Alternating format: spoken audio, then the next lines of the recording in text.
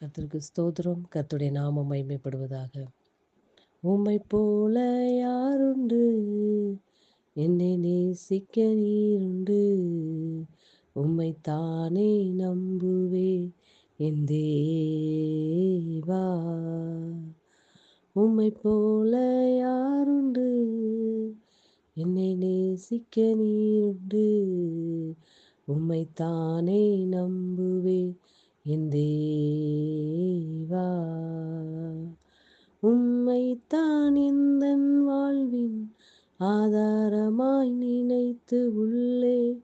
நீரில்லா எந்தன் வாழ்க்கை வீணாய்த்தானே போகுதையா.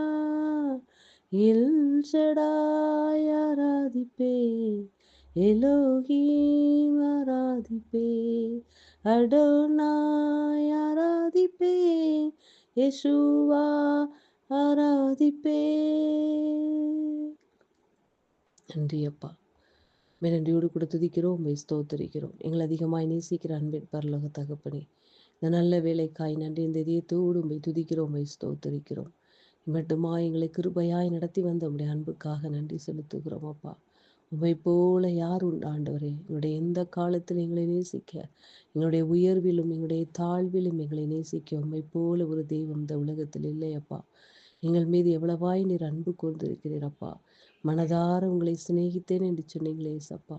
எங்களை எவ்வளவு அதிகமாய் நேசிக்கிறேன் அன்பு தகப்பன். எங்களோடு கூட நீர் இருந்து இம்மட்டு காத்தபடி அன்புக்காய் நன்றி செலுத்துகிறோம். உயர்த்துகிறோம் அப்பா. எங்களை தாழ்த்து வெறுமையாக்கி உடைய சமூகத்தில் வைக்கிறோம். இயேசுவின் நாமத்தில் பிதாவே, ஆமென். கர்த்தரின் ஆலோசனைக்காக சங்கீதம் 117 அதிகாரம் அதனுடைய 2வது வசனம். சங்கீதம் 117 அதனுடைய 2வது வசனம். அவர் நம்மேல் வைத்த கிருபை பெரியது, கர்த்தரின் உண்மை என்றென்றைக்கும் உள்ளது. அல்லேலூயா, ஆமென். கர்த்தர் நம்மேல் வைத்த கிருபை பெரியது, அவரின் உண்மை என்றென்றைக்கும் உள்ளது. அவருடைய உண்மையும் அவர் நம்மேல் வைத்த கிருபையும் எல்லாம் அவருடையது. இதில் நான் எனக்குரியது என்று சொல்வதற்கு நமக்கு எந்த ஒரு உரிமை இல்லை, பங்கும் இல்லை, அதுக்கு தகுதியும் இல்லை. அவர் நம்மேல் வைத்த கிருபை பெரியது. நாம் நிர்மூலமாகாதிருப்பது அவருடைய கிருபை. அவர் கிருபையை ஒவ்வொரு நாளும் அதிகாலை தோறும் அவருடைய கிருபைகள் புதிதாக இருக்கிறது என்று வேதம் சொல்லுகிறது. ஒவ்வொரு நாளும் கர்த்தர் நமக்கு கிருபைகளை கொடுத்து இந்த நாள் வரை, இந்த நிமிஷம் வரை நாம் உயிரோடு இருப்பது அவருடைய கிருபை. நாம் அழிந்து போகாமல் இருப்பது அவருடைய கிருபை. எவ்வளவு பாக்கியம் பெற்றவர்கள் நாம். அவர் உண்மை உள்ள தேவனாய் இருக்கிறார். கர்த்தருடைய உண்மை என்றென்றைக்கும் உள்ளது. நாம் உண்மை இல்லாதவர்களாய் இருந்தும் கர்த்தர் நம்முடைய காரியத்தில் எல்லாவற்றிலும் அவர் உண்மை உள்ளவராய் இருந்தார் என்று வேதம் சொல்லுகிறது. கர்த்தருடைய உண்மையும் அவருடைய கிருபையும் அவருக்கே உரியது. அதை நமக்கு கிருபையாய் தந்திருக்கிறார். நாம் எவ்வளவு பாக்கியம் பெற்றவர்கள். இதில் எனக்குரியது என்று சொல்வதற்கு நமக்கு எதுவுமே இல்லை. அவர் நம்மேல் வைத்த கிருபை அவ்வளவு பெரியது. அவருடைய கிருபையினால் நாம் வாழ்ந்து கொண்டிருக்கிறோம். அவருடைய கிருபையினால் நாம் இம்மட்டும் நிலை கொண்டு இருக்கிறோம்.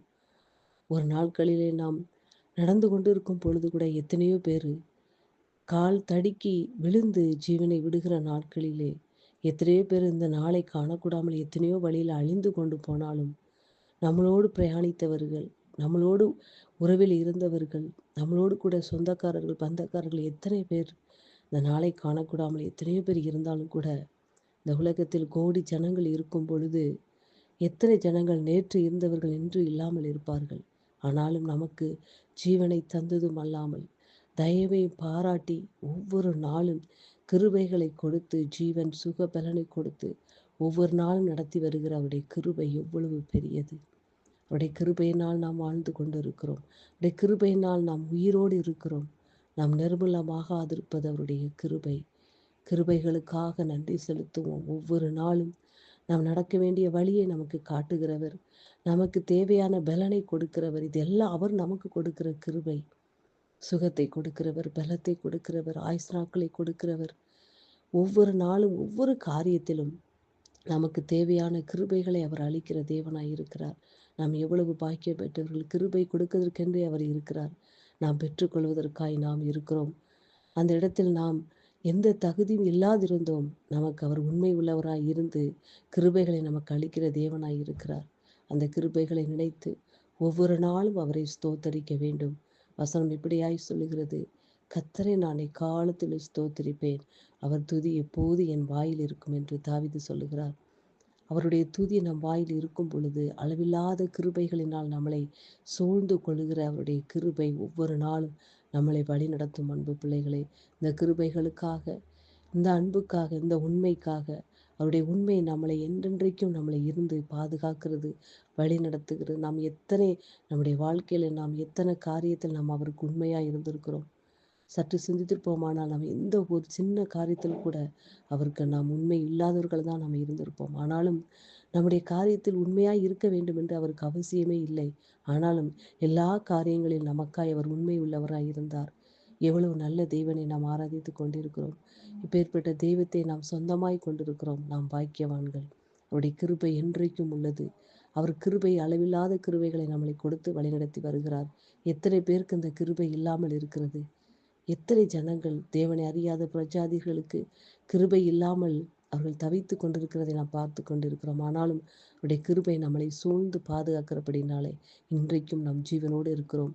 நாம் அழிந்து போகாதிருப்பது கர்த்தருடைய கிருபை. அவருடைய கிருபை பெரியது. வார்த்தை நிமித்தமாக கர்த்தர் உங்களை ஆசீர்வதிப்பாராக. ஆமென்.